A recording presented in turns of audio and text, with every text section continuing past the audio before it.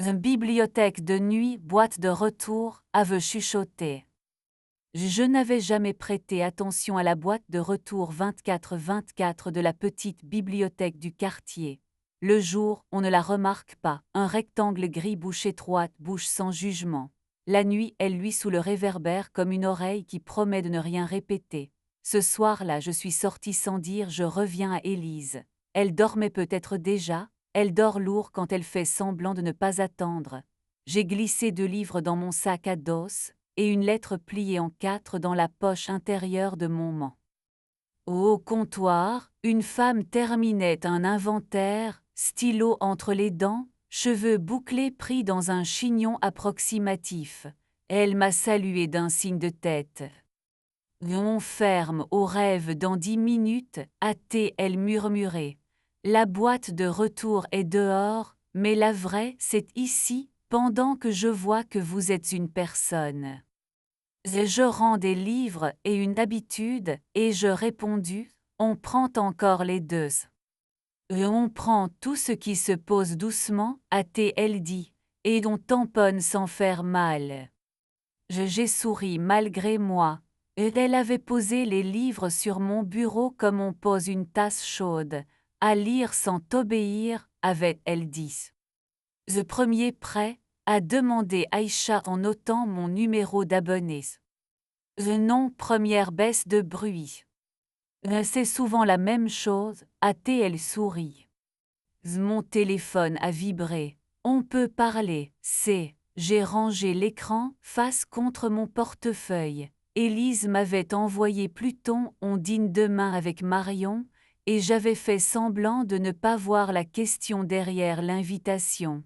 Aïcha a tamponné la date de retour. Et vous voulez un silence à emporter, a-t-elle ajouté en me tendant un marque-page. Dessus une phrase au stylo noir, lire, toucher avec les yeux. Je ne sais plus comment on fait, et je avouai, toucher sans argumenter. Et ici nous avons des bancs pour apprendre, a-t-elle dit. On s'assoit, on respire, on recommence. Je me suis assise, j'ai déplié la lettre que je m'étais écrite. Marion, ne monte pas sur le toit quand tu peux poser la main sur la table, disait la première ligne.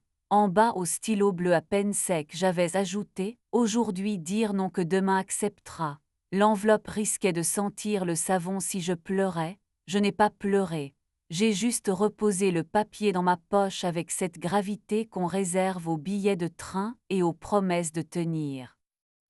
Parfois, a-t-elle dit, on a envie de rendre des livres qu'on n'a pas lus. Ce n'est pas un crime. C'est juste dire, je n'ai pas besoin de toutes les phrases pour comprendre la mienne.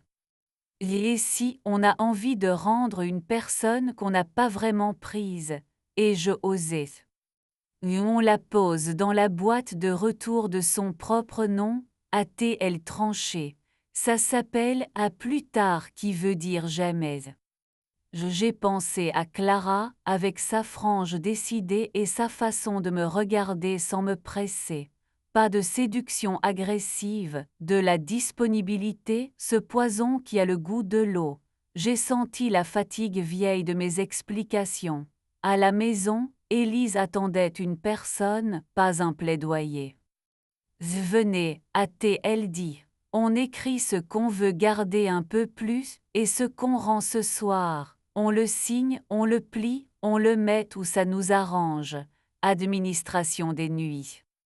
J'ai écrit « Gardez nos mardis pâtes, la main d'Élise sur ma nuque quand je suis trop brave, l'odeur des oignons qui pardonnent. Rendre les messages tu dors, qui veulent dire « Viens me prouver que tu sais lire, les toits, les ascenseurs rageurs. » Aïcha a lu en biais, a tamponné un reçu. J'ai rangé le papier avec mon marque-page. Je peux rester pendant que vous mettez la lettre dans la boîte, a-t-elle demandé. Rester et je soufflais, j'ai souvent manqué de bancs. Nous sommes sortis. J'ai passé la lettre dans la fente. Elle a accroché un instant, puis a disparu avec un soupir de métal. Bonne nuit Marion, revenez demain pour emprunter une chaise. Je la prendrai à la maison, et je dis. Et sur le chemin, j'ai écrit à Clara, demain je te raconte une bonne nouvelle au bureau. J'ai éteint la conversation, pas par colère, pour rendre de la place à mes poches. Et Élise était dans le couloir, assise par terre, dans son mur, elle a levé les yeux. Tu es allé où? À la bibliothèque, rendre des livres est une habitude. Tu veux du thé? Je veux la question d'abord, et je dis, celle qui coûte un peu d'orgueil et fait gagner du temps. Elle a eu ce petit rire que j'aime parce qu'il se demande s'il est bienvenu et décide que oui. Tu te sens seule? A-t-elle demandé, posant doucement le mot seul au milieu comme une tasse qu'on ne cogne pas. Parfois, et je dis, pas quand tu me demandes si j'ai froid aux mains, pas quand on lit sur la même chaise sans se voler la page.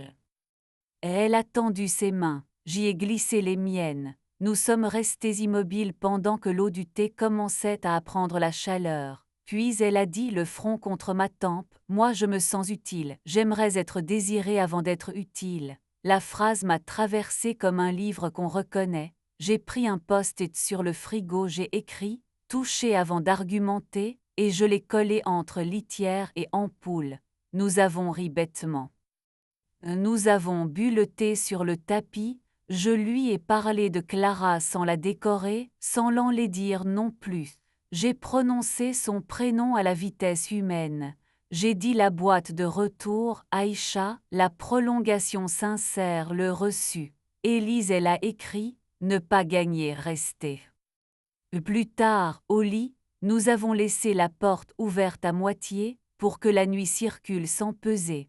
Son pied cherchait le mien sous la couette comme un chien qui vérifie la barrière. Je me suis endormie en pensant à la boîte qui avalait des livres sans faire d'histoire, jamais.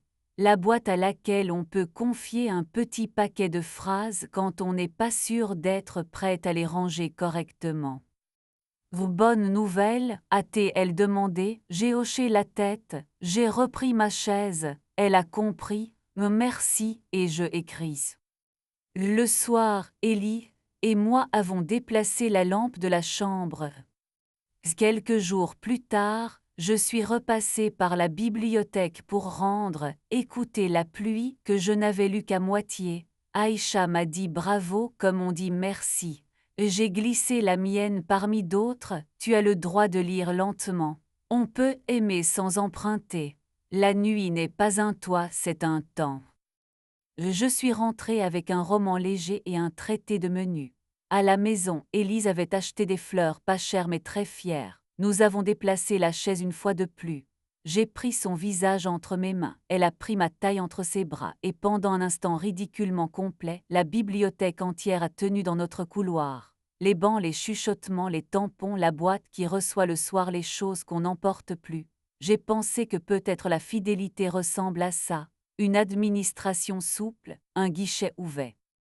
Il reste des jours où je parle trop fort, des nuits où mon téléphone me démange, des saisons où le courage me semble une denrée rare comme les livres en grand format que tout le monde s'arrache.